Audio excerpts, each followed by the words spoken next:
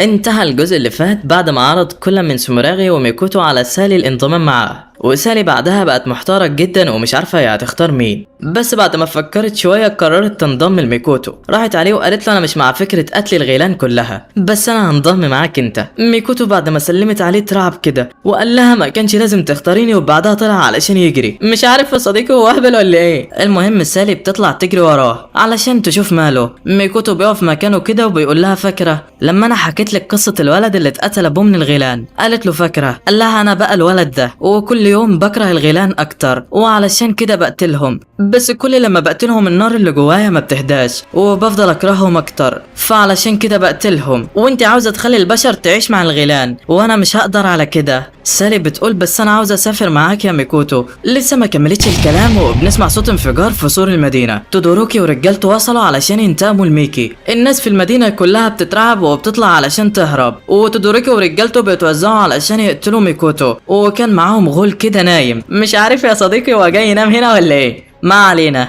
المهم بعد الانفجار بيروح الحراس على الناس في المسابقة علشان يلغوها وكده، وبيقولوا لهم اي حد هيقتل غول هياخد ضعف الفلوس اللي كان هياخدها من المسابقة. بيسمعهم الكل وبيتحمسوا الا هوسون، بيكون عارف ان الغيلان قوية جدا وعلشان كده بيتسحب علشان يمشي. اهم حاجة الثقة في النفس. بس وهو ماشي بيطلع له واحد كده علشان يمشي معاه. هوسون بيفتكر الراجل كده وبيقول له انت برصة صح؟ الراجل بيقول له بالظبط، وكويس انك لسه فاكرني يا صديقي. وده اول واحد خسر في المنافسة ضد هوسون، وما خدش غير تلويحة واحدة بالسيف وبعدين خسر، بس هو متقبل الخسارة يعني. المهم بيقول له هوسون انا هروح علشان اخلص على الغيلان علشان اخد المكافأة وافاجئ عيلتي. ده انت ما استحملتش ثانية قدام هوسون يا ابني، هتعرف تقاتل الغيلان ازاي؟ شكل الحماس كان واخده قوي، ولكن في اقل من ثانية البرق بيضرب الراجل ده وبيموت قدام هوسون. الله يرحمه كان راجل اهبل. وبعد ما بيموت بيطلع تودوروكي وبيقول انا كنت عاوز اموتكم انتم الاتنين، بس الراجل الضخم ده خد الضربة كلها لوحده. اجهز علشان هتموت يا ميكوتو. هو عبيط ده ولا ايه؟ هوسون قال له مش عارف مين ميكوتو اللي انت بتتكلم عليه ده، بس انا مش هسيبك بعد ما قتلت برصاص. ميكي وفراو بيسمعوا صوت الرعد وبيبصوا من الشباك. ميكي بتطلع عين من عينيها علشان تشوف المشكله، بتشوف الغيلان وبتعرفها، بتعرف ان تودوروكي عند هوسون وشكله ناوي يقتله. في الوقت ده سالي كمان بتسمع الانفجار، وميكوتو بيكون رايح علشان يقتل الغيلان كلها. سالي بتفكر في اللي حصل وبتقول يا ترى الموضوع ده ليه علاقه بسوموراغي ولا ايه؟ وطالما جابت سيرته لقيته وراها يا صديقي. سالي قالت له هو مش ده هجوم غيلان وانت عاوز ما تفرقش ما بين البشر والغيلان؟ سوموراغي قال لها ايوه، بس مش عاوز اتكلم مع البنت اللي ما اختارتنيش، بس هعرفك باللي بيحصل. ده هجوم من 4 غيلان، الاربعه دلوقتي بيدمروا في المدينه. اقوى واحد فيهم اسمه تودوروكي وبيقاتل اضعف واحد فيكم، يقصد هوسون يعني. يا ترى هتعرفي تلحقيهم ولا لا؟ ونسيت اقولك انا مش ناوي اخليكي تروحي له على فكره علشان ما اختارتوش يعني. سالي بتتصدم كده وبتقول له يعني لازم اهزمك علشان اعدي؟ سوموراغي بيقول لها بالظبط. ومن جانب تاني ميكوتو كان راح على الغول اللي نايم علشان يقتله. اول لما بيوصل عنده بيطلع السيف علشان يخلص عليه، ولكن بعدها بيحس بحاجه غريبه في جسمه وبينام جنبه، واتضح ان الغول ده بيخلي اي حد عاوز يقتله ينام.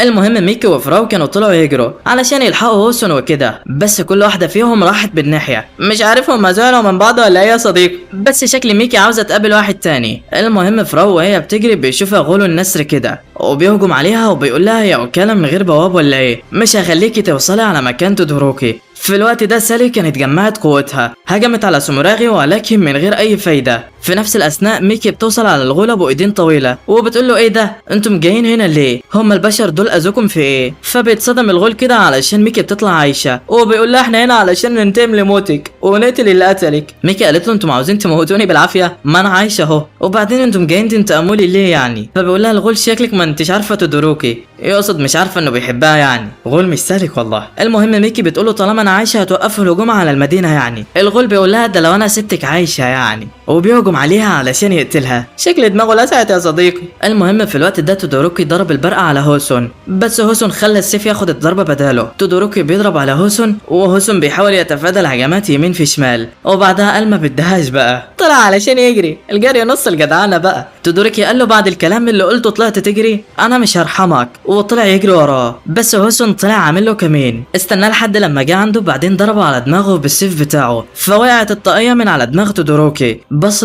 الطاقية كده وافتكر ان ميكي هي اللي كانت عطيها له. اتعصب على الاخر وقال له يبقى انت قتلت ميكي بالطريقة دي هي كمان، وقرر انه يقتله. في الوقت ده فراو كانت بتحارب الغول النسر، هجمت عليه ولكن قدر يثبتها بمخالبه وقال لها انا مش هسيب حد يقرب من تودوروكي وانا موجود، واستخدم مدفعه عليها وشكل الدنيا هتبوظ خالص. في نفس الاثناء ميكي كانت واقعة على الارض، بيقول لها الغول على السبب اللي هيخليه يقتلها، وهو انه عاوز يقتلها علشان هي بتسعى للتعايش مع البشر زي سوميراغي، وان حتى لو ده هينفع مع تودوروكي فمش هينفع معاه علشان هو شكله مخيف والكل بيقول عليه وحش ومش هيرضوا يصاحبوه. فبتتعصب ميكي وبتقول له يبقى لازم اقتلك علشان اعدي بقى. بتهجم عليه بقوتها بس جسمه بيتمدد والهجمات ما بتأثرش عليه، بيهجم عليها وبتتفادى ميكي هجماته بصعوبة، وشكل الدنيا هتبوظ معاهم يا صديقي. في نفس الوقت تودوروكي كان اتعصب واستخدم قوته الكاملة، طلع وحش فوق دماغه كده علشان يقتل هوسون، بيجمع قوة كبيرة جدا علشان يقتله بيها. هوسون بعد ما شافه قال له يبقى شكلي هموت هنا، ضحك كده وقال له بس انا لازم اثبتك هنا لاطول فترة لحد لما اصحابي يجوا ويحموني. تودوروكي ضرب باقصى قوته علشان يقتله. هوسون راح ناحية البرق وكأنه رايح ينتحر، ذكرياته كلها ترجع وخلاص شكله هيموت، ولكن فجأة بتظهر ويني وبتصد كل البرق بايد واحدة. ايه ده يا صديقي، شكلها هتلعب تاني. بعد ما بتظهر ويني بيتفاجئ هوسون منها جدا، وبيتفاجئ اكتر علشان هي حمته، وبيكون تودوروكي متعصب علشان البرق بتاعه ما قتلش هوسون. بس بتكون ويني رايحة هناك علشان تدي سيف لهوسون علشان يحارب بيه وكده، وبتقول له انا شفتك بتقاتل غول بسيف خشبي، قلت لازم اديلك حاجة تعرف تقاتل بيها. وبيحس هوسون ان السيف بينبض في ايده، وبتقول له وين ان السيف ده بيقطع اي حاجة حتى لو كان برقة او جسم غول او اي حاجة. فبيقول لها هوسون تمام، وبعدين بتمشي. وبيكون تودوروكي مفكرها بتهزر، وبيقول انه هيخلص عليه. بيجهز سيف من البرق كده وبيهجم على هوسون، ولكن السيف بتاع هوسون كان قوي جدا وبيصد كل البرق وبيقطعه بسهولة، لحد لما تودوروكي بيشوف الطاقية اللي واقعة على الارض. بيفتكر ذكريات ميكو انها هي اللي كانت عطيها له، وانها الوحيدة اللي كانت بتعامله كويس على عكس كل الغيلان. بيتعصب على اخره وبيقرر انه يقتل هوسون. بيجهز مدفع تاني ولكن المرة دي بيكون شكله في قمة الرعب. هوسون في الوقت ده كان بدأ يقلق، بس ويني قالت له شيل السيف بإيمان وانت تقدر تهزمه. وفعلا بيضرب تودوروكي هجمة بأقصى قوته، بس هوسون بيصدها بالسيف بتاعه وبيقدر يهزم تودوروكي ويجرحه جرح كبير جدا. وبكده هوسون قدر ينتصر على تودوروكي ومن غير ما حد يجيله كمان. كان في نفس وقت القتال بتاع هوسون فراو وقع على الارض، ولكن ما كانتش ماتت من مدفع الغول. وبتكتشف ان الملاك ما اخدتش القوة كلها، بالعكس ده سابت لها جزء علشان تحارب بيه. بتقوم فراو ايديها بتسود ورجليها وبتتحول. بتقوم فراو بتقطع جناح الغول في ثواني، لسه الغول ملحقش يتصدم وبتخلص عليه فراو نهائي، وبتفصل دماغه كده عن جسمه. وبكده فراو فازت على الغول هي كمان، بس كانت طاقتها خلصت ووقعت على الارض منهارة. نروح بقى لميكي واللي ما كانتش عارفة تعمل اي حاجة مع الغول، وده طبعا بسبب طبيعة جسمه المطاطية. بس ميكي بتجيلها فكرة وبتروح علشان تنفذها. بتطلع تجري كده من الغول لحد لما بتوصل على سور المدينة. الغول بيضربها بالبوكس كده ولكن بتتفاداها، ولحسن الحظ ايده بتتحشر في السور. ميكي هي كمان بتخدع الغول وبتعمل نفسها تضربه بمدفعها. الغول بيخاف كده ولكن ميكي ما عندهاش قوة اصلا تضرب بالمدفع، ولكن هي عملت كده علشان تخوفه مش اكتر. جمعت باقي قوتها وضربته في الجدار بايديها، وعلشان السور وراه جسمه معرفش يتمدد، والغول هو كمان خسر قدام ميكي. انت متخيل يا صديقي اللي بيحصل؟ المهم بعد ما ميكي اتضربت الغول كان باين عليها انها في منتهى الحزن، وده علشان الغول كان بيقول انه شكله وحش ومحدش هيرضى يصاحبه من الغيلان او من البشر، وده على عكس تودوروكي واللي علشان هو شبه البشر هيقدر يصاحبهم عادي. المهم في نفس الاثناء كانت سالي بتواجه سوميراغي، كان ضربها بالبوكس كده وقعت على الارض. قامت وقالت له انا لازم اهزمك علشان اقدر اوصل لاصحابي. جمعت قوتها وقالت له انا هعدي بالقوه، بس سوميراغي قال لها خلاص انا هستسلم، روحي يلا براحتك والحقيهم. مش عارف يا صديقي هو الراجل ده عاوز يموتني ولا ايه؟ المهم سالي بتوافق علشان تعرف تلحق صحابها. طبعا بتمشي سالي من المكان، ولكن قبل ما بتمشي بتبص كده على سوميراغي، بتقول له انها هي اللي هتمدله ايديها للتعاون بعد ما تحل مشكله ميكوتو. فبيوافق سوميراغي وبيبص لها كده، وبعدين بتمشي. بس كان الكل خلص العركه بتاعته ومروحين اصلا. تاني يوم بتصحي ميكي تودوروكي بعد ما عالجوه وبتقول له الحمد لله على السلامه. فبيصحى تودوروكي وبيكون مفكر نفسه مات علشان ميكي جنبه،